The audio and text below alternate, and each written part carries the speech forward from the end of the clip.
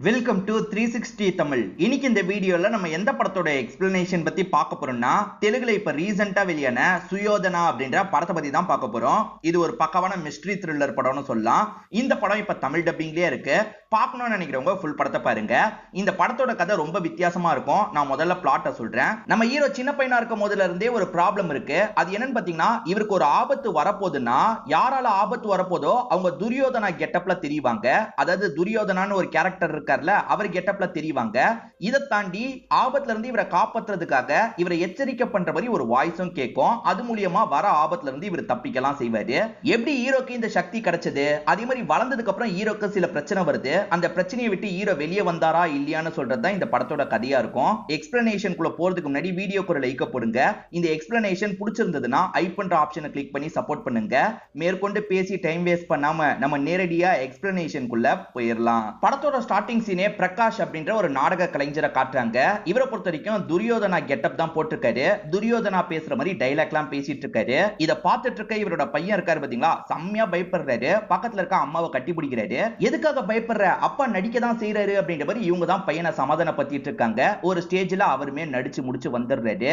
இப்ப இந்த பையன் ஸ்கூல்ல இருக்கிறத நமக்கு காட்டுறாங்க. ஸ்கூல்ல இந்த பையன் விளையாட்டுக்காக பெல் அடிச்சிடறான். எதுக்காகடா பெல் அடிச்ச அப்படின்ற மாதிரி சார் இருக்கார்ல, குச்சி வச்சு அடிக்கிறாரு. இவன் வலிக்கலன்னு சொல்றான். இதனால அந்த சார் இருக்கார்ல, ஒரு கம்பியை வச்சு அடிக்கலான்னு கம்பியை எடுக்கிறாரு. அப்படி கம்பியை எடுத்தோன்னே இவன் காதுல யாரோ சுயோதனா சுயோதனான்னு சொல்ற மாதிரியே இருக்கு. அவரால் உனக்கு காயம் ஏற்பட போகுதுன்னு யாரோ எச்சரிக்கை பண்ற மாதிரி இருக்கு. இவனுக்கு கேட்கறது ஒரு லேடி வாய்ஸ்ல தான் கேக்குது. அந்த சாரும் துரியோதனா மாதிரி தெரியறாரு. இப்ப அடிக்கிறதுக்காக வரும்போது இவன் தள்ளி விட்டுட்டு வேகமா ஓடிடுறான். எப்படி அதுக்குள்ள நம்மள தள்ளி விட்டான் அப்படின்ற மாதிரி அவருமே யோசிக்கிறாரு. ஆபத்து வரும்போதெல்லாம் சுயோதனான்னு யாரோ கூப்பிடுற மாதிரியே இவனுக்கு தோணுதுல. இதை பத்தி இவனோட அம்மா கிட்ட சொல்றான். இதனால அம்மா இருக்காங்கல்ல, டாக்டர் கிட்ட காட்டலான்ற மாதிரி கூட்டு வந்துடுறாங்க. செக் பண்ண டாக்டர் என்ன சொல்றாருன்னா, இதுக்கெல்லாம் காரணம் நீங்க தான் பிரகாஷ்னு சொல்றாரு.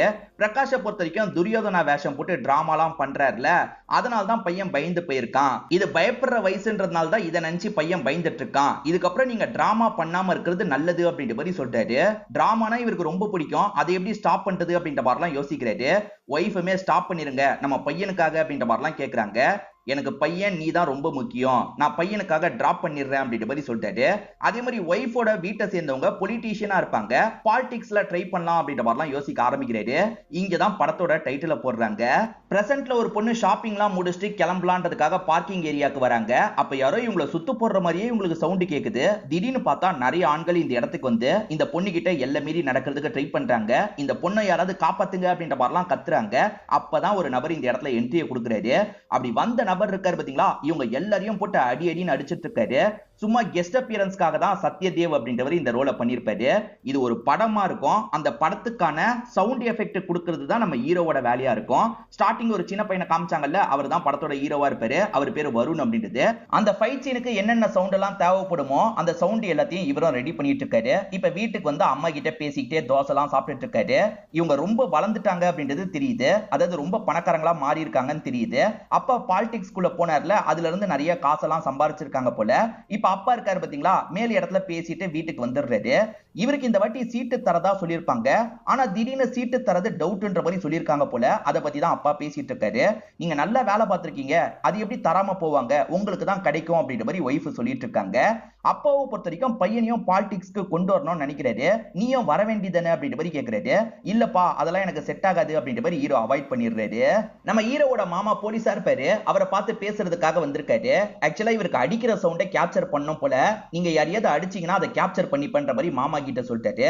கரெக்டா அப்பனை பார்த்து ஒருத்தன் மாட்டான். ஸ்டேஷன்ல யூரின் போய் தான் மாட்டிருக்கான் போல. அவனை லாக் பண்ணி இவங்களுமே அடிக்கிறாங்க. அந்த சவுண்ட் எல்லாத்தையும் ஹீரோ கேப்சர் பண்ணிட்டு இருக்காரு. இப்ப தேவையான சவுண்ட் கிடைச்சிருச்சுல, மாமாக்கு நன்றி சொல்லிட்டு இங்க இருந்து கிளம்புறாரு. அப்படி கிளம்பி வெளியே வரும்போது ஷூட்டிங் எடுத்து 2-3 பொண்ணுங்க மாட்டிருக்காங்க. அதாவது ஸ்டேஷன் வாசல்ல ஷூட்டிங் எடுத்திருக்காங்க போல. அதனால ஒருத்தர் லாக் பண்ணிருக்காரு. நம்ம ஹீரோவோட மாமாவே போலீஸ் தானே, அதனால ஹீரோக்காக அந்த பொண்ணை விட்டுறாங்க. அந்த பொண்ணுமே ஹீரோக்கு நன்றி எல்லாம் சொல்லிட்டு இருக்காங்க. நீங்க என்ன பண்றீங்கன்னு கேட்கும்போது ஷார்ட் பிலிம் தான் எடுத்துட்டு இருக்கேன் அப்படின்ற மாதிரி சொல்றாங்க. இவருக்கு லைட்டா அந்த பொண்ணை பிடிச்சிருக்கு. அதனால இவருமே சவுண்ட் எஃபெக்ட் வேணா நான் பண்ணி தரவான்ற மாதிரி கேட்கிறாரு. நீங்களாம் நிறைய சார்ஜ் பண்ணுவீங்கல்ல, நான் என்ன பண்றதுன்னு கேக்குறாங்க. ஃப்ரீயாவே பண்ணி தரேன்ற மாதிரி சொல்றாரு. அவங்கள பிடிச்சிருக்குல்ல, அதனால தான் இந்த மாதிரிலாம் பேசிட்டு இருக்காரு. நம்ம ஹீரோவே சொந்தமா ஸ்டுடியோ வச்சு தான் இந்த விஷயத்த பண்ணிட்டு இருக்காரு. இவர் ஸ்டுடியோல சவுண்ட் எஃபெக்ட்லாம் கொடுத்துட்டு இருக்கும் போது அந்த பொண்ணு பேசுறதுக்காக வராங்க. அவங்களோட பேரை நம்ம பிரியான்னு வச்சுக்கலாம். வந்த பிரியா இருக்காங்கல்ல, இவர்கிட்ட இந்த சவுண்ட் எல்லாம் எப்படி கொடுக்குறீங்கன்னு ஆச்சரியம் சாமர்த்தியமா கேக்குறாங்க. இவர் ஒவ்வொரு விஷயத்தையும் பண்ணி காமிக்கிறாரு. பயங்கரமா இவங்களுமே இம்ப்ரெஸ் ஆயிடுறாங்க. அடிக்கடி இவங்க ரெண்டு பேருமே மீட் பண்ணி பேசிட்டு இருக்காங்க. இவங்க ரெண்டு பேரும் லவ் பண்ண ஆரம்பிச்சிட்டாங்க அப்படின்ற மாதிரி நமக்கு காட்டுறாங்க. இவரோட வேலைக்கு நிறைய விஷயங்கள்ல அவங்க ஹெல்ப்லாம் பண்ணிட்டு இருக்காங்க. பிரகாஷோட கட்சியை சேர்ந்த ஒருத்தர் இறந்து போயிருப்பாரு. இப்ப ஹீரோவும் ஃப்ரெண்டும் அந்த இடத்துக்கு வந்துடுறாங்க. இந்த இடத்துல அழுவுற சவுண்டை கேப்சர் பண்றதுக்காக தான் ஹீரோவும் ஃப்ரெண்டும் வந்திருக்காங்க. அப்பன்னு பார்த்தா அப்பா இந்த இடத்துக்கு வந்துட்டு இருக்காரு. அப்பா வரும்போது நம்ம இருக்கிறது சரியா இருக்காது, கிளம்பிடலான்ற மாதிரி இவரும் ஃப்ரெண்டை கூட்டிட்டு கிளம்ப போறாரு. இப்ப வந்த அப்பா இருக்காருல, அந்த குடும்பத்துக்கு ஆறுதல்லாம் சொல்லிட்டு இருக்காரு. அப்பன்னு பார்த்து கூட்டத்துல இருக்க ஒருத்தன் இருக்கான் பாத்தீங்களா, சட்டுன்னு வந்து அப்பாவோட வயிற்றிலேயே கத்திய வச்சு குத்திடுறான். இப்ப பக்கத்துல இருக்க ஆளுங்களா என்னாச்சு ஏதாச்சுன்னு பார்த்துட்டு இருக்காங்க. அவன் தப்பிச்சு போகும்போது ஹீரோ தடுக்கலாம்னு நினைக்கிறாரு. அவன் ஹீரோவையும் அட்டாக் பண்ண பாக்குறான். நல்ல வேலையா ஹீரோ தப்பிச்சிடுறாரு. அவனை பிடிக்கலாம்னு நினைக்கிறாரு. அப்பா போகாத போகாத இங்க வான்ற மாதிரி கூப்பிடுறாரு. இப்ப அப்பாவை ஹாஸ்பிட்டலுக்கு எல்லாம் கொண்டு போயிட்டு இருக்காங்க. அப்பாக்கு ட்ரீட்மெண்ட் எல்லாம் கொடுக்க ஆரம்பிக்கிறாங்க. அப்பா இந்த கண்டிஷன்ல இருக்கிறதுனால மாமாவும் கால் பண்ணி விசாரிக்கிறாரு. யார் இதுக்கு பின்னாடி இருக்க வாய்ப்பு இருக்குன்ற மாதிரி கேக்குறாரு. யாருன்றது எனக்கு தெரியும், வேற யாரு, என் கட்சியிலேயே இருக்க குருவா தான் இருப்பான்ற மாதிரி இவர் சொல்லிட்டாரு. எங்க அந்த குரு இவ்வளவு மோசமா இறங்கிட்டான் அப்படின்ற மாதிரி ஒய்ஃபுமே பேசிட்டு இருக்காங்க. இப்பெல்லாம் இவங்க பேசிட்டு இருக்கும் போது அந்த குருவே இந்த இடத்துக்கு வந்துடுறாரு. அதாவது அடிபட்டிருக்கல, நலம் விசாரிக்கிற மாதிரி இந்த இடத்துக்கு வந்திருக்காரு. குரு ரொம்ப நடிக்காத, நீ தானே இதுக்கு பின்னாடி இருக்குன்ற மாதிரி அம்மா கேக்குறாங்க. நாளா இதுக்கு பின்னாடி இல்லன்ற மாதிரி அந்த குரு சொல்லிட்டு இருக்காரு. கட்சியை சேர்ந்தவங்க அப்பாக்கு பதிலா குருக்கு சீட்டை தந்தா என்னன்ற மாதிரிலாம் யோசிச்சுட்டு இருக்காங்க. குருக்கு மட்டும் சீட்டை தந்தீங்க, என் ஹஸ்பண்டுக்கு பதிலா நான் சுயேட்சையா நிப்பேன், என் அப்பாக்குன்னு ஒரு செல்வாக்கு இருக்கு, அது மூலியமா நான் ஜெயிக்கவே செய்வேன்ற மாதிரி சொல்லிட்டாங்க. அதாவது இவங்க அப்பா வந்து பாலிடிக்ஸ்ல பெரிய ஆள் போல. நீ அவசரப்படாதமா, இன்னும் யாருக்கு சீட்டு தரதுன்றதை நான் முடிவு பண்ணலன்ற மாதிரி கட்சி தலைவர் கிளம்புறாரு. இப்ப டாக்டர் இருக்காருல, ஹீரோவை கூப்பிட்டு பேசுறாரு. உங்க அப்பாக்கு வித்தியாசமா ஒரு ப்ராப்ளம் இருக்கு, அதாவது பிளட் வந்துருச்சுன்னா அந்த பிளட்டை ஸ்டாப் பண்றது ரொம்ப கஷ்டமாயிடும், அதனால ரொம்ப கேர்ஃபுல்லா பாத்துக்கணும், இந்த ப்ராப்ளம் உங்களுக்கு இருக்க கூட வாய்ப்பு இருக்கு, அதனால நீங்களும் செக் பண்ணிக்கோங்க அப்படின்ற மாதிரி சொல்றாரு. நம்ம ஹீரோவும் ஏத்துக்கிட்டு சாம்பிள் எல்லாம் தந்துட்டு இங்க இருந்து கிளம்புறாரு. ஆக்சுவலா ஹீரோயின் ஷார்ட் பிலிம் எடுத்து முடிச்சிட்டாங்க, அதுக்கான ஒர்க்க பண்ணி தந்துடலான்ற மாதிரி இவருமே ஸ்டுடியோக்கு கூட்டு வந்துடுறாரு. அந்த ஷார்ட் பிலிமை பார்த்துட்டு இருக்காரு. அந்த ஷார்ட் பிலிம் கதை என்ன தெரியுமா, பிரெக்னன்ட்டா இருக்க ஒரு லேடியா ஹாஸ்பிட்டல்ல இருக்காங்க. ஹஸ்பண்ட் எப்ப குழந்தை பிறக்கும்ன்ற மாதிரி வெளியே வெயிட் பண்ணிட்டு இருக்காரு. அப்படி வெயிட் பண்ணிட்டு இருக்கவரு நார்மலா தான் இருக்காரு. ஆனா நம்ம ஹீரோவோட கண்ணுக்கு மட்டும் அவர் துரியோதனா மாதிரி தெரியுறாரு. என்ன இவன் துரியோதனா மாதிரி தெரியுறான், அப்ப இவன் தப்பானவனா அப்படின்ற மாதிரிலாம் யோசிக்கிறாரு. ஏன்னா தப்பானவங்க தான் துரியோதனா மாதிரி இவரோட கண்ணுக்கு தெரிவாங்க. இப்ப வெயிட் பண்ணிட்டு இருக்க ஹஸ்பண்ட் உள்ள வந்து ஒய்ஃபை பாக்குறாரு. அப்படி பாக்குறவரு ஒய்ஃபுக்காக ஒரு மருந்தை போடுறாரு. ஒய்ஃபை சாவடிக்கிறதுக்காக தான் அந்த மருந்தை போடுறாரு. இந்த கேரக்டர் எதுக்காக துரியோதனா மாதிரி Dress போட்டிருக்கான்னு ஹீரோயினை பார்த்து கேக்குறாரு. அவன் எங்க துரியோதனா மாதிரி Dress போட்டிருக்கான், நார்மல் Dressல தான் இருக்கான்ற மாதிரி சொல்லிட்டாங்க. எனக்கு மட்டும் ஏன் இப்படி தெரியுது அப்படின்ற மாதிரி இவருமே தலையில கைய வச்சு உட்காந்துடுறாரு. இவங்களுமே என்னாச்சு ஏதாச்சுன்னு கேக்குறாங்க. சின்ன வயசுல இருந்தே எனக்கு ஒரு ப்ராப்ளம் இருக்கு, சொன்னா நீ என்ன பைத்தியம்னு கூட நினைக்கலாம், ஆனா சொல்றேன்ற மாதிரி இவருமே ப்ராப்ளத்தை பத்தி சொல்ல ஆரம்பிக்கிறாரு. இவருக்கு ஒரு ஆபத்து வரப்போகுதுன்னா யாரால ஆபத்து வரப்போதோ அவங்க துரியோதனா மாதிரி தெரிவாங்க. இதை தாண்டி இவருக்கு அந்த பிரச்சனை வரப்போறத பத்தி முன்கூட்டியே ஒரு லேடி வாய்ஸ் வரும். அதாவது சுயோதனா சுயோதனான்ற மாதிரி ஏற்கனவே யாரோ எச்சரிக்கை பண்ற மாதிரி இவருக்கு சவுண்ட் எல்லாம் கேட்கும். சின்ன வயசுல நிறைய வாட்டி இந்த மாதிரி நடந்திருக்கும். உதாரணத்துக்கு ஒருத்தர் கடத்துறதுக்கு ட்ரை பண்ணுவாரு. அவர் கடத்துறதுக்கு பக்கத்துல வரது இந்த பையனுக்கு முன்கூட்டியே தெரிஞ்சிடும். இவன் தப்பிச்சு ஓடிடுவான். ஏன் அப்பாவை அட்டாக் பண்ணவன் இவரையும் அட்டாக் பண்றதுக்காக வரும்போது முன்னாடியே எச்சரிக்கை வந்திருக்கும், அதனால தான் இவர் தப்பிச்சிருப்பாரு. இது எல்லாத்தையுமே ஹீரோயின் கிட்ட சொல்லிட்டு இருக்காரு. நீ சொல்றத வச்சு பார்த்தா இவனால உனக்கு ஏதாவது ஆபத்து வர வாய்ப்பு இருக்கு போல, இவனை பார்த்து விசாரிச்சா என்னன்ற மாதிரி கேக்குறாங்க. இவர் ஏத்துக்கிறாரு. அவரை பொறுத்த வரைக்கும் ஆர்டிஸ்ட் தானே, அவரை பார்க்கறதுக்காக இவங்க வராங்க. அப்படி வந்து பார்க்கும்போது அவர் துரியோதனா கெட்டப்ல தான் ஹீரோவோட கண்ணுக்கு தெரியுறாரு. இப்ப அவன் துரியோதனா மாதிரி தான் தெரியுறான்னு இவர் சொல்றாரு. நானே துரியோதனா கெட்டப்ல தான் இருக்கேன்னு அவன் சொல்றான். நீ கெட்டப்ப முதல்ல மாத்திட்டு வான்ற மாதிரி இவங்க சொல்லிட்டாங்க. கெட்டப்ப மாத்தினதுக்கு அப்புறம் அந்த நபர் நார்மலா தான் தெரியுறாரு. அப்புறம் எதுக்காக அவன் துரியோதனா மாதிரி அந்த வீடியோல தெரிஞ்சான்? சோ இந்த ஆர்டிஸ்ட்னால எனக்கு பிரச்சனை இல்ல, அந்த ஷார்ட் பிலிம்ல வர கேரக்டர்னால தான் எனக்கு பிரச்சனை அப்படின்ற மாதிரி இவர் யோசிக்கிறாரு. நான் உண்மை சம்பவத்தை தழுவிதான் அதை எடுத்தன்ற மாதிரி கேர்ள் ஃப்ரெண்ட் சொல்லிட்டாங்க. என்ன சொல்ற, உண்மை சம்பவமா, யாரோடது அப்படின்ற மாதிரிலாம் கேட்கிறாரு. என் ரூம்மேட்டா ஒருத்தி இருக்கால, அவளோட அம்மா டைரியில எழுதி வச்சிருந்தாங்க, அதை வச்சுதான் நான் எடுத்தேன்ற மாதிரிலாம் சொல்லிட்டாங்க. இப்ப அந்த ரூம்மேட்டை பாக்குறதுக்காக வந்துடுறாங்க. அந்த ரூம்மேட்டோட அம்மா நர்ஸா இருந்திருப்பாங்க. இப்ப பிரசன்ட்ல உயிரோட இல்ல. அவங்க டைரியை எதர்ச்சியா எடுத்து படிக்கும் போது தான் இந்த விஷயம்லாம் இருக்கும். இவங்களுமே அந்த டைரியில இருக்க விஷயத்தை டீடைலா படிக்க ஆரம்பிக்கிறாங்க. இந்த நர்ஸ் வேலை பார்த்த இடத்துல மீனான்ற ஒரு டான்சர் அட்மிட் ஆயிருப்பாங்க. அவங்களுக்கு ஒரு ஆண் குழந்தையும் பிறந்திருக்கும். ஆனா அவங்க ஹஸ்பண்டே என்ன பண்றாருன்னா அவங்களுக்கு விஷ ஊசி போட்டு சாவடிச்சிடுறாரு. சாகிறதுக்கு முன்னாடி இந்த நர்ஸ் கிட்ட குழந்தைய ஒப்படைச்சிட்டு இறந்து போயிருக்காங்க போல. ஆக மொத்தத்துல மீனான்ற ஒரு டான்சரை ஹஸ்பண்டே சாவடிச்சிருக்கான். அந்த ஹஸ்பண்ட் தான் எனக்கு துரியோதனா மாதிரி தெரிஞ்சிருக்கான். அந்த ஹஸ்பண்ட்னால எனக்கு ஏதாவது ஆபத்து வர கூட வாய்ப்பு இருக்கு. அவன் யாருன்றதை சீக்கிரமா கண்டுபிடிக்கணும் அப்படின்ற மாதிரி இவருமே யோசிக்க ஆரம்பிக்கிறார். ஆரம்பிக்கிறாரு. உன் அம்மா கிட்ட இத பத்தி பேசியிருக்கியான்னு கேட்கும்போது நான் பேசினது இல்லைன்ற மாதிரி இந்த ஃப்ரெண்டு சொல்லிட்டாங்க. உன் அம்மா எந்த இடத்துல வேலை பார்த்தாங்க, அந்த இடத்துக்கு போய் விசாரிச்சா ஏதாவது தெரியும்ன்ற மாதிரி இவருமே டீட்டெயிலாம் வாங்கிடுறாரு. இப்ப இவரும் பிரியாவும் சேர்ந்த மாதிரி அந்த இடத்துக்கு வந்துடுறாங்க. அங்க காசு வாங்கி தான் ஒருத்தர் எல்லா வேலையும் பார்த்துட்டு இருக்காரு. அவரை நைஸா கூப்பிட்டு பேசுறாங்க.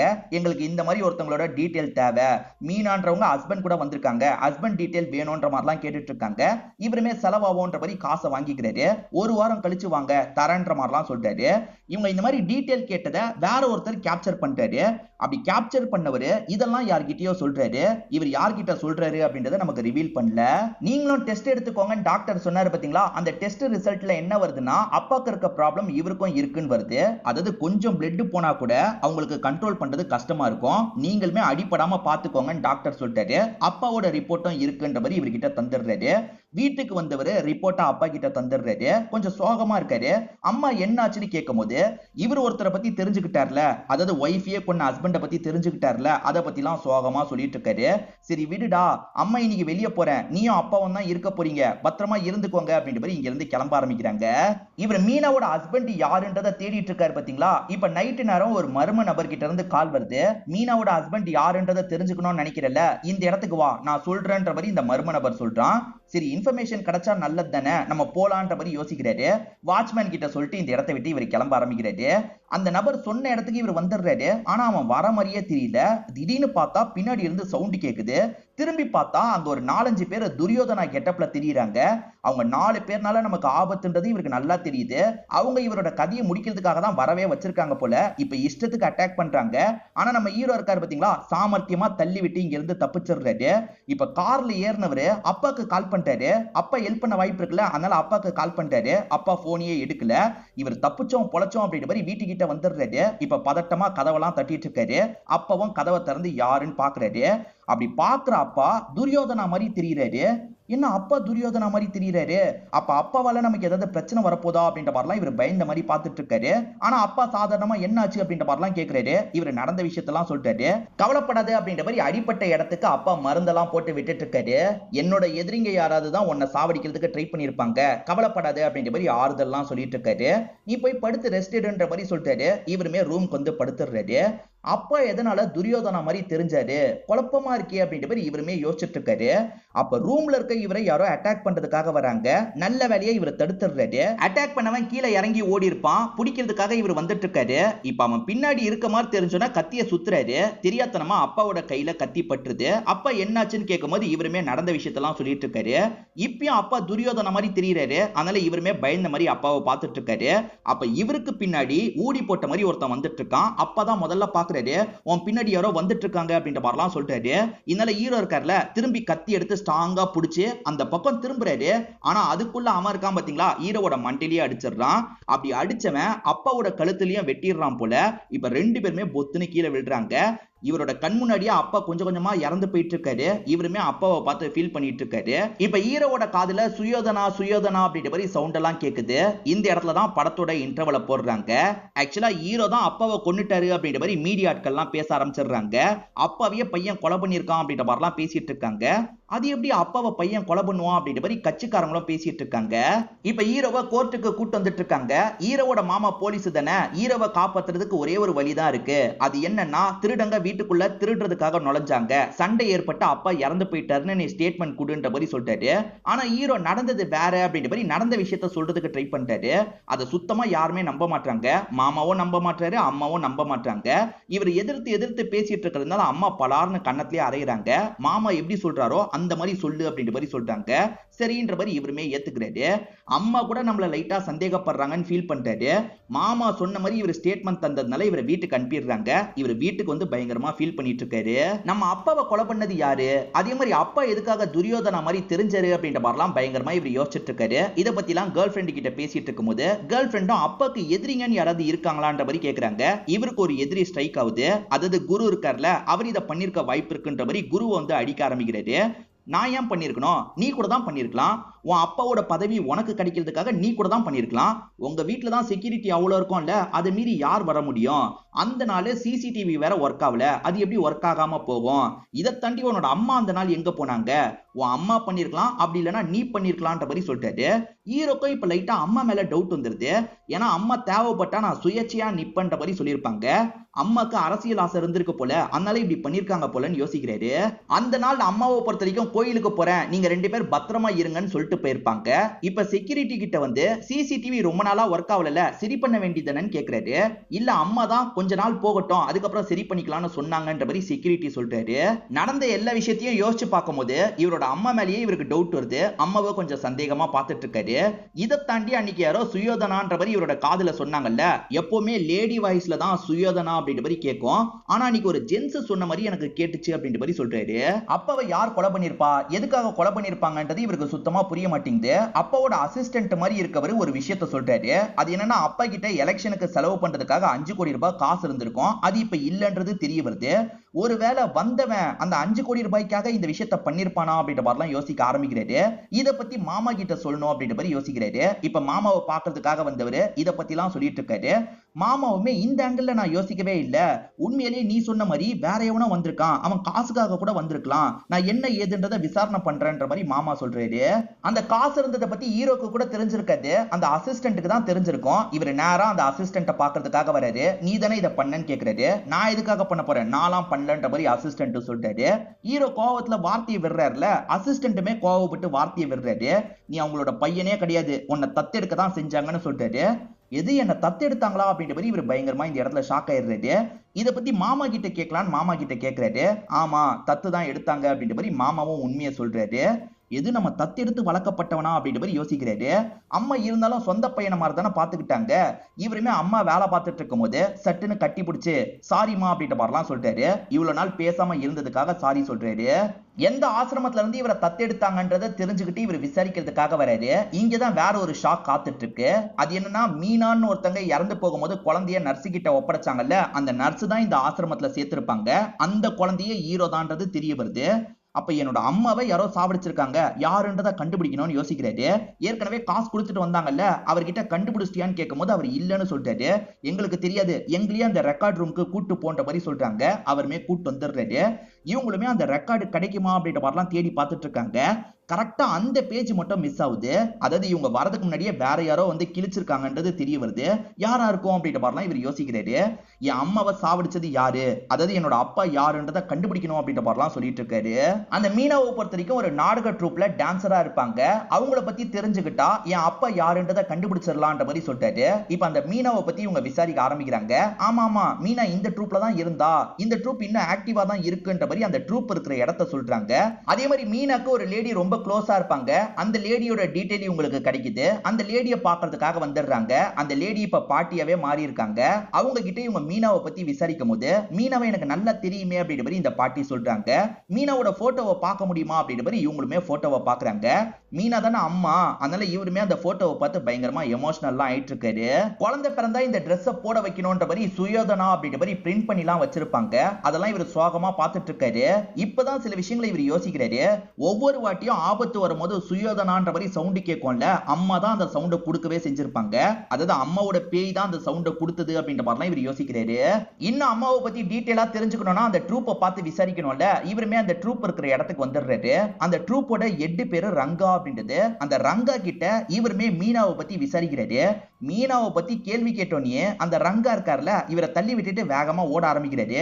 இவனை பிடிக்கணும் அப்படின்ற மாதிரி இவருமே துரத்திட்டு வந்துட்டு இருக்காரு. அப்படி துரத்திட்டு வரும்போது அந்த ரங்காவோட கெட்டப்லாம் கலண்டுருது. இதே ரங்கா தான் அன்னைக்கு நைட்டு ரோட்ல வச்சு சாவடிக்கிறதுக்கு ட்ரை பண்ணிருப்பான். இவருமே பிடிச்சிடலாம் நினைக்கிறாரு. ஆனா ரங்கா இருக்கான்ல, கையை கட் பண்ணிட்டு இங்க இருந்து தப்பிச்சு ஓடிடுறான். ஹீரோக்கு லைட்டா கட் பண்ணாலே நிறைய ரத்தம் எல்லாம் போகும்ல, அதனால உடனே ஹாஸ்பிட்டலுக்கு போனோன்ற மாதிரி கேர்ள் ஃபிரெண்டுமே ஹாஸ்பிட்டலுக்கு கூட்டு வந்துடுறாங்க. இப்ப டாக்டருமே கவனமா இருக்க சொன்னல அப்படின்ற மாதிரி ட்ரீட்மெண்ட் எல்லாம் தந்து முடிச்சிடுறாரு. ஆனா ஹீரோக்கு வேற ஒரு டவுட் வருது. நான் தான் என் அப்பாக்கே பிறக்கல, வேற ஒருத்தருக்கு தானே பிறந்தேன். அப்படி இருக்கும்போது எனக்கு எப்படி இந்த ப்ராப்ளம் வரும்? பொதுவா அப்பாக்கு இருந்தா தானே பையனுக்கு வரும்னு கேக்குறாரு. நீங்க பிரகாஷோட பையனானே உங்களுக்கு டவுட் இருக்கா? அப்ப செக் பண்ணி பாத்துடலாம் அப்படின்ற மாதிரி இவருமே டிஎன்ஏ டெஸ்டுக்கான ஏற்பாடெல்லாம் பண்ணிடுறாரு. அப்படி ஏற்பாடு பண்ணவரு டிஎன்ஏ ரிசல்ட் என்ன வந்திருக்கு தெரியுமா? அவர் தான் உங்க அப்பான்னு வந்திருக்குன்ற மாதிரி சொல்றாரு. அவர் தான் என்னோட அப்பாவா? அப்ப மீனாவை சாவடிச்சது இவர் தானா அப்படின்ற மாதிரி இவர் யோசிக்கிறாரு. அதாவது மீனான்ற லேடிய சாவடிச்சுட்டு அதுக்கப்புறம் இன்னொருத்தங்களை கல்யாணம் பண்ணிருக்காரு அப்படின்றது இவருக்கு தெரிய வருது. என் அப்பா எதனால துரியோதனா மாதிரி தெரிஞ்சாருன்றது இப்பதான் எனக்கு தெரியுது. ரங்கா வச்சு என் கதையை முடிக்க நினைச்சதும் என் அப்பாவா இருக்கதான் வாய்ப்பு இருக்குன்ற மாதிரிலாம் யோசிக்கிறாரு. இப்ப அப்பா துரியோதனா கெட்டப்ல இருக்க மாதிரிலாம் நமக்கு காமிச்சிட்டு இருக்காங்க. இப்பதான் பிளாஷ்பேக்ல என்ன நடந்தது அப்படின்றத நமக்கு ரிவீல் பண்றாங்க. அப்பா அடிக்கடி துரியோதனா கெட்டப் தான் போடுவாரு போல. இந்த டைம் பிரகாஷோட வைஃப் மீனாவா தான் இருப்பாங்க. மீனாக்கு ஒரு ஃப்ரெண்ட் இருப்பாங்க, அவங்க தான் செகண்ட் வைஃப். அவங்க வரும்போது எல்லாருமே எந்திரிச்சு நின்னு வணக்கம் வைக்கிறாங்க. பெரிய பொலிட்டீஷியன் பொண்ணுல, அதனால தான் இப்படி வணக்கம் வைக்கிறாங்க. மீனாவும் நீ எப்ப கல்யாணம் பண்ணிக்க போறேன்னு கேக்குறாங்க. உனக்கு பிரகாஷ்னு ஒரு நல்லவர் கிடைச்சிருக்காருல, இந்த மாதிரி யாராவது கிடைச்சா நான் கல்யாணம் பண்ணிப்பேன் அப்படின்ற மாதிரிலாம் சொல்லிட்டாங்க. ஆக்சுவலா அவங்க கொஞ்சம் புகழ்ற மாதிரிலாம் சொல்றாங்கல்ல, அதனால பிரகாஷ் இந்த இடத்துல வெக்கப்படுறாரு. லைட்டா அவங்கள பாக்குறாரு. அவங்கள இவருக்கும் லைட்டா பிடிச்சிருக்குன்ற மாதிரி நமக்கு காட்டுறாங்க. இந்த டைம் மீனா பிரெக்னன்ட்டா இருப்பாங்க. எப்பனால இவங்களுக்கு குழந்தை பிறக்கலாம். இவங்க ரெண்டு பேருமே டிராமா ட்ரூப்ல இருந்து ரொம்ப கம்மி சம்பளம் தான் சம்பாதிக்கிறாங்க. குழந்தைய வேற நம்ம மெயின்டைன் பண்ணி ஆகணுங்க. இதுக்கப்புறம் ஃபுல் டைம் நீங்க டிராமா பண்ணாதீங்க, வேற ஏதாவது வேலையை பாருங்கன்ற மாதிரிலாம் சொல்லிட்டாங்க. இது வேற வேலை பார்க்கணுமான்ற மாதிரி இவர் ஃபீல் பண்ணிட்டாரு. பேசாம நம்ம அவளை கல்யாணம் பண்ணியிருந்தா சந்தோஷமா இருந்திருக்கலாமே அப்படின்ற மாதிரிலாம் யோசிக்க ஆரம்பிக்கிறாரு. திரும்ப திரும்ப இதை பத்தியே இவர் யோசிச்சுட்டு இருக்காரு. ஒய்ஃப் இப்ப நிறைய மாத கர்ப்பிணியா இருக்காங்க. பேசாம இவளை சாவடிச்சிட்டா என்னன்ற மாதிரிலாம் யோசிக்கிறாரு. மீனாக்கு குழந்தைலாம் பிறந்திருக்கும். இப்ப டயர்டா படுத்துட்டு இருக்கும் போது ஹஸ்பண்டுமே பாக்குறதுக்காக வராரு. அப்படி வந்தவரு நைஸா ஒரு ஊசியா உங்களுக்கு போட்டுறாரு. அதுக்கப்புறம் தான் இவங்களுமே கண்முழிக்கிறாங்க. பிரகாஷ் கிட்ட குழந்தை பிறந்துருச்சு அப்படின்ற மாதிரிலாம் பேசிட்டு இருக்காங்க. ஆனா இந்த பிரகாஷ் இருக்காரு பாத்தீங்களா, இதுக்கப்புறம் உன் கூட சேர்ந்து நான் வாழ போறது இல்ல, உன் ஃப்ரெண்ட பேசாம கல்யாணம் பண்ணிக்க போறேன்ற மாதிரி சொல்லிட்டாரு. ஏன்னா ஃப்ரெண்ட பொறுத்த வரைக்கும் பொலிட்டீஷியனோட பொண்ணா இருப்பாங்க. அவங்க வந்தாலே எல்லாருமே எந்திரிச்சு நின்னு வணங்குவாங்க. அவளை நான் கல்யாணம் பண்ணிக்கிட்டேன்னா எனக்கு அந்த அந்தஸ்தெல்லாம் கிடைக்கும், அதுக்காக நான் இந்த விஷயத்த பண்ண போறேன்ற மாதிரி சொல்லிட்டாரு. என்னங்க பேசிட்டு இருக்கீங்க, என்னை விட்டுட்டு போயிடாதீங்கன்ற மாதிரிலாம் சொல்லிட்டாங்க. இல்ல நான் முடிவெடுத்துட்டேன் அப்படின்ற மாதிரி இவர் சொல்லிட்டாரு. ஒய்ஃப் இவர்கிட்ட கெஞ்சுக்கிட்டே இந்த இடத்துல சாவற மாதிரி போயிட்டு இருக்காங்க. ஒய்ஃப் எப்படியும் செத்துருவாங்கன்ற மாதிரி இவர் இங்க இருந்து கிளம்பிடுறாரு. ஆனா ஒய்ஃப் சாவறதுக்கு முன்னாடி பையனை பாக்குறதுக்காக வந்துடுறாங்க. நர்ஸு கிட்ட எல்லா விஷயத்தையும் சொல்றாங்க. என் ஹஸ்பண்டே இப்படி பண்ணிட்டாரு, என் பையனை எப்படியாவது பாத்துக்கோங்கன்ற மாதிரிலாம் சொல்லிட்டாங்க. ஆனா அந்த லேடிக்கே ஏகப்பட்ட பிரச்சனை இருக்கும். அதனால தான் அந்த சின்ன குழந்தைய வந்து ஆசிரமத்துல விட்டுருப்பாங்க. அதுக்கப்புறம் தான் அப்பா இருக்காரு பாத்தீங்களா, மீனாவோட ஃப்ரெண்ட ரெண்டாம் தரமா கல்யாணம் பண்ணிக்கிறாரு. அவங்க மூலியமா ஒரு ரிச்சான லைஃபை வாழ ஆரம்பிக்கிறாரு. ரங்காவை இவரோட அடியால் மாதிரி யூஸ் பண்ணிக்கிறாரு. அதாவது பாலிடிக்ஸ்ல இவருக்கு நிறைய எதிரிங்க இருப்பாங்கல்ல, அவங்கள அடிக்கிறதுக்கு உதைக்கிறதுக்கெல்லாம் யூஸ் பண்ணியிருக்காரு போல. அவனை வச்சுதான் என் கதையை தீர்த்து கட்டுறதுக்கு முடிவு பண்ணியிருக்காரு. அந்த ரங்காவை பிடிச்சா எல்லா உண்மையும் தெரிஞ்சிடும் அப்படின்ற மாதிரிலாம் போலீஸ் அங்கிள் கிட்ட சொல்றாரு. நீ கவலைப்படாத, அவன் எங்க இருந்தாலும் சரி நான் தேடி கண்டுபிடிச்சிடுறேன் அப்படின்ற மாதிரி அங்கிள்மே சொல்றாரு. பிரகாஷ் ரெண்டாவதா கல்யாணம் பண்ணதுல குழந்தை கிடைச்சிருக்காது. அதனால ஒரு குழந்தைய தத்து எடுத்திருப்பாரு. அதுதான் மீனாவோட குழந்தைன்றது பிரகாஷ்கே தெரியாது. அந்த ரங்கா எங்க இருக்கான்ற இன்ஃபர்மேஷன் அங்கிளுக்கு தெரியுது போல. இப்ப அங்கிள் துரத்துறாரு. அவனுமே தப்பிச்சு அண்டர் கன்ஸ்ட்ரக்ஷன்ல இருக்க ஒரு பில்டிங் கிட்ட ஓடிட்டு இருக்கான். இவர் கன் பாயிண்ட்ல அவனை லாக் பண்ணிடுறாரு. நீ தானே இந்த விஷயத்தெல்லாம் பண்ண, ஒழுங்கா சொல்லுன்ற மாதிரி கேக்குறாரு. இவனுமே பண்ண விஷயத்தெல்லாம் சொல்ல ஆரம்பிக்கிறான். அது என்னன்னா, அன்னைக்கு அப்பாவோட வயிற்றுல குத்துனது இவன் தான். ஏன் குத்திருப்பானா, ஒரு சென்டிமெண்ட் கிரியேட் ஆகி ஓட்டு நிறைய வாங்க வைக்கிறதுக்காக தான் அப்படி பண்ணிருப்பான். அதே மாதிரி ஹீரோவும் கேர்ள் ஃப்ரெண்டும் மீனாவோட ஹஸ்பண்ட் யாருன்றத பத்தி விசாரிக்க ஆரம்பிச்சாங்கல்ல, அங்க இருக்க வார்ட் பாய் கவனிச்சிருப்பாரு. இத பத்திலாம் அந்த அப்பா கிட்ட சொல்லியிருப்பாரு. என் பையன் என்ன கண்டுபிடிச்சிட்டா பிரச்சனை, என் பையன் கதையே முடின்ற மாதிரி இவன் கிட்ட பொறுப்பை தந்திருப்பாரு. இவனுமே நைஸா பேசி ஒரு இடத்துக்கு வர வச்சிருப்பான். கதையை முடிக்கலாம் ட்ரை பண்ணிருப்பான். ஆனா ஹீரோ என்கிட்ட இருந்து தப்பிச்சிட்டான். ஆனா வீட்டுக்குள்ள நடந்ததுக்கும் எனக்கும் சம்பந்தம் இல்லைன்ற மாதிரி சொல்றான். போலீஸ் நம்ப மாட்டாரு. வீட்டுக்குள்ளேயும் நீ தான் ஏதோ பண்ணிருக்க, ஒத்துக்கோன்னு கேக்குறாரு. அவன் போலீஸ் கிட்ட சண்டை போடும் போது ஸ்லிப் ஆகி கீழே விழுந்துடுறான். சோ கீழே விழுந்து அங்கேயே இறந்து போயிடுறான். போலீஸ் இவனோட திங்ஸ் எல்லாம் செக் பண்ணி பார்க்கும்போது இவன் கிட்ட தான் அந்த சூட் கேஸ் கிடைச்சிருக்கும். அதாவது 5 கோடி ரூபாய் திருட்டு போச்சுல, அந்த சூட் கேஸ் இவன் கிட்ட தான் கிடைச்சிருக்கும். நிறைய காசை செலவு பண்ணிட்டான். இப்ப மீதி 1 கோடி தான் இருக்குன்ற மாதிரி இந்த போலீஸ் சொல்லிட்டு இருக்காரு. இவன் தான் இந்த விஷயத்த பண்ணிருக்கான்னு போலீஸ் சொல்றாருல, இவன் எதுக்காக என்னோட அப்பாவை கொல்ல போறான், என் அப்பாக்காக தானே வேலை பார்த்திருக்கான் அப்படின்ற மாதிரி ஹீரோ கேக்குறாரு. அதுக்கு போலீஸ்மே ஒரு காரணத்தை சொல்றாரு. அது என்னன்னா, அப்பா இந்த வேலையை பண்ணு, என் பையனை கொலை பண்ணு, 1 கோடி ரூபாய் தரேன்னு சொல்லியிருப்பாரு. எதுக்கு 1 கோடி ரூபாய் நம்ம எடுக்கணும், 5 கோடி ரூபாயும் எடுத்துக்கலான்றதுக்காக உன் அப்பா கதையை முடிச்சிட்டான்ற மாதிரி சொல்றாரு. ஆனா நம்ம ஹீரோக்கு இதுல சில டவுட் எல்லாம் இருக்கு. அதனால ஹீரோ என்ன பண்றாருன்னா, நைட்டு நேரம் அதே இடத்துக்கு வந்துட்டு அந்த போலீஸை கால் பண்ணி வர வச்சிடுறாரு. போலீஸ் அங்கிள் கிட்டே எனக்கு சில டவுட் இருக்கு, அவனுக்கு எப்படி 5 கோடி ரூபாய் இருக்கிறத பத்திலாம் தெரியும், எனக்கு வேற யாரோ பண்ணிருப்பாங்கன்னு தோணுது, நீங்க தான் இதை பண்ணிருக்கீங்கன்னு சொல்றாரு. இதை கேட்கிற அங்கிளோட முகம் மாற ஆரம்பிக்குது. ஏன்னா அந்த நாள் அப்பா யார்கிட்ட பேசியிருக்காருன்னு பார்த்தா இந்த அங்கிள் கிட்ட தான் ரொம்ப நேரம் பேசியிருக்காரு. இது மூலியமா இந்த அங்கிள் தான் இதுல சம்பந்தப்பட்டிருக்க வாய்ப்பு இருக்குன்றதுக்காக தான் ஹீரோ இந்த மாதிரி சொல்லிட்டு இருக்காரு. கண்டுபிடிச்சிட்டியா, நான் தாண்டா இதுக்கு பின்னாடி இருக்கன்ற மாதிரி இந்த அங்கிளும் நடந்த விஷயத்த சொல்ல ஆரம்பிக்கிறாரு. ஹீரோ ஹாஸ்பிட்டல்ல விசாரிச்சது வார்ட் பாய் மூலியமா அப்பாக்கு தெரிய வந்திருக்கும். அதனால பையன் கதையை முடிக்கணும்ன்ற மாதிரி முடிவு எடுத்திருப்பாரு. ரங்கா கிட்ட சொல்லி காலி பண்ண சொல்லியிருப்பாரு. ஆனா அது மிஸ் ஆயிருக்கும். மிஸ் ஆகி நம்ம ஹீரோ வீட்டுக்கே வந்துட்டார்ல, வீட்டுல இருக்கவன் கதையை எப்படியாவது முடிக்கணும், இந்த வாட்டி ரங்கா கிட்ட சொல்ல வேணாம், வேற ஒருத்தன் கிட்ட சொல்லலாம் அப்படின்ற மாதிரி இந்த அங்கிளுக்கு தான் கால் பண்ணிட்டாரு. அவன் வீட்டுல இருப்பான், வந்து கதையை முடிச்சிரு அப்படின்ற மாதிரி சொல்லிட்டாரு. நம்ம ஹீரோ மாடியில படுத்துட்டு இருக்கும் போது யாரோ அட்டாக் பண்றதுக்காக வந்திருப்பாங்க. ஆனா ஹீரோ தள்ளி விட்டுருப்பாரு. அட்டாக் பண்ண வந்தவன் கீழே போயிருப்பான். ஹீரோ தேடி வரும்போது தான் அப்பா மேல தெரியாம கட் பண்ணிருப்பாரு. அதுக்கப்புறம் சாரி சாரின்ற மாதிரி அப்பாவை பார்த்து பேசியிருப்பாரு. அப்பா உன் பின்னாடி கில்லர் இருக்கான்ற மாதிரி சொன்னாரு பாத்தீங்களா. இவருமே கத்தி எடுக்கிறாரு. கத்தி எடுத்து அவனை அட்டாக் பண்ணலாம் நினைக்கிறதுக்குள்ள பின்னாடி இருக்க அங்கிள் இவனோட மண்டிலேயே அடிச்சிருப்பாரு. நம்ம ஹீரோ கையில கத்தி இருக்குல்ல, இவர் அடி வாங்கினதுல அப்படியே திரும்பும் போது அப்பாவோட கழுத்தை இவர் தான் வெட்டியிருப்பாரு. அதாவது வந்த அங்கிள் வந்து ஹீரோவை தான் அடிச்சிருப்பாரு. ஆனா ஹீரோ கையில இருக்க கத்தி இருக்குல்ல, அப்பாவோட கழுத்துல ஒரு வெட்ட போட்டுரும். நான் உன்னோட அப்பாவை சாவடிக்கல, நீ தான் தெரியாதனமா சாவடிச்சிட்ட அப்படின்ற மாதிரி அங்கிள் சொல்லிட்டாரு. நீ சொல்றது நம்புற மாதிரியே கிடையாது, நீ தான் இந்த விஷயத்த பண்ணிருக்கன்னு அங்கிளை பிளேம் பண்றாரு. உன் அப்பாவை சாவடிக்கிற அவசியமே எனக்கு கிடையாது, ஆனா செத்து போயிட்டாருன்னு தெரிஞ்சோன்னே காசை எடுத்துக்கலான்ற மாதிரி அந்த 5 கோடியை நான் தான் எடுத்துட்டு போனேன்ற மாதிரி சொல்லிட்டாரு. போகும்போது உன் வீக்னஸை யூஸ் பண்ணிக்கலான்றதுக்காக சுயோதனான்ற மாதிரி உன் காதுல சொல்லிட்டு போனேன், உன்னை குழப்பறதுக்காக தான் அப்படி சொல்லிட்டு போனேன்ற மாதிரிலாம் சொல்லிட்டாரு. நீ அந்த காசை பத்தி பெருசா தெரிஞ்சு வச்சிருக்க மாட்ட, பிரச்சனை வராதுன்னு நினைச்சேன். ஆனா அந்த அசிஸ்டன்ட் மூலியமா காசை பத்தி உனக்கு தெரிஞ்சிருச்சு, என்கிட்டயே அந்த காசை பத்தி பேசினேன், அதனால தான் நான் உசாராகணும்னு நினைச்சேன். அடுத்ததான் நீ ரங்காவை லாக் பண்ணிட்ட, ரங்கா மூலியமா நான் வெளியாயிட போறேன், என்னை பத்தி தெரிஞ்சிட போதுன்றதுக்காக ரங்கா கதையை நான் தான் முடிச்சேன்னு சொல்லிட்டாரு. ரங்கா தெரியாம விழுந்திருக்க மாட்டான், இவர் தான் தள்ளி விட்டுருப்பாரு. இப்ப ஹீரோ கிட்ட தான் கன் இருக்கு, உன்னை விட மாட்டேன்ற மாதிரிலாம் ஹீரோ மிரட்டிட்டு இருக்காரு. ஆனா அதுக்குள்ள இந்த அங்கிள் இருக்காரு பாத்தீங்களா, சட்டுன்னு ஹீரோ கையில இருக்க கன்னை புடிங்கிடுறாரு. இப்ப அங்கிளை பொறுத்த வரைக்கும் அந்த துரியோதனா மாதிரி தெரிஞ்சிட்டு இருக்காரு. இப்ப ஹீரோ இருக்காரு பாத்தீங்களா, கீழே இருக்க ஒரு கட்டையை வச்சு அவரோட கையில அடிச்சிடுறாரு. அவரு ஷூட் பண்றதுக்கு முன்னாடி தடுத்துடுறாரு. இப்ப 2 பேருமே மாத்தி மாத்தி சண்டை போடுறாங்க. அந்த சண்டையில ஹீரோ இருக்காருல, அங்கிளை தெரியாதனமா மாடியில இருந்து தள்ளி விட்டுறாரு. நம்ம இங்க வந்தது யாருக்கும் தெரியாது, நம்ம சைலண்டா இங்க இருந்து கிளம்பிடலான்ற மாதிரி ஹீரோ இங்க இருந்து கிளம்புறாரு.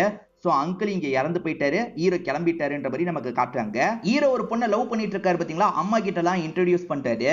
அதே மாதிரி இவரோட உண்மையான அம்மா மீனா தானே, அவங்க போட்டோ எல்லாம் இந்த இடத்துல வச்சிருக்காரு. பக்கத்துல அப்பா போட்டோவும் இருக்குல்ல, இந்த ஆளு போட்டோ எல்லாம் இங்க இருக்க வேணாம் அப்படின்ற மாதிரி ஓரமா எடுத்து வச்சிடுறாரு.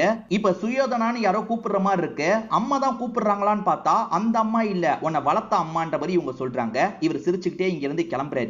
இதோடயே இந்த படத்தோட கதையை முடிச்சிடுறாங்க. கண்டிப்பா இந்த படமும் என்னோட எக்ஸ்பிளனேஷனும் உங்களுக்கு பிடிச்சிருக்கும் நம்புறேன். இந்த வீடியோ உங்களுக்கு பிடிச்சிருந்ததுன்னா லைக் பண்ணுங்க, கமெண்ட் பண்ணுங்க, மறக்காம 360 தமிழ் சேனலை சப்ஸ்கிரைப் பண்ணுங்க. தொடர்ச்சியா இந்த மாதிரி வீடியோக்கள் வந்துகிட்டே தான் இருக்கும்.